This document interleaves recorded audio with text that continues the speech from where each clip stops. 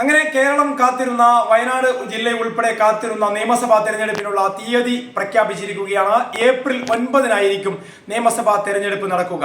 May 4-നായിരിക്കും വോട്ടെണ്ണൽ നടക്കുക. അതായത് ഏകദേശം 25 ദിവസങ്ങൾക്ക് ശേഷമായിരിക്കും വോട്ടെണ്ണൽ നടക്കുക. പക്ഷേ സ്ഥാനാർത്ഥികളെ ഇതുവരെ പ്രഖ്യാപിക്കാത്ത മുന്നണികളെ സംബന്ധിച്ചിടത്തോളം വലിയ ആശങ്കയാണുള്ളത്.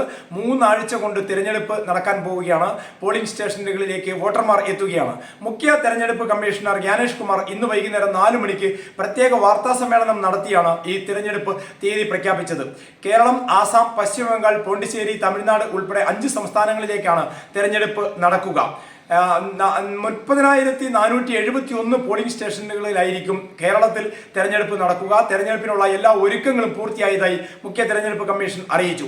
കന്നി വോട്ടർമാരും യുവജനങ്ങളെയും പ്രത്യേകിച്ച് ഈ തെരഞ്ഞെടുപ്പിലേക്ക് പ്രത്യേകം സ്വാഗതം ചെയ്യുന്നതായി അദ്ദേഹം പറഞ്ഞു. അതായത് ജനാധിപത്യത്തിന്റെ ഏറ്റവും വലിയ ഉത്സവമായ ഈ തെരഞ്ഞെടുപ്പ് പ്രക്രിയയിൽ എല്ലാവരും പങ്കാളികളാവണമെന്നും സുരക്ഷിതമായ വോട്ടവകാശം വിനിയോഗിക്കണമെന്നും അങ്ങനെ തെരഞ്ഞെടുപ്പിൽ തങ്ങളുടെ വോട്ടവകാശം വിനിയോഗിക്കണമെന്നുമാണ് അദ്ദേഹം അഭ്യർത്ഥിച്ചത്.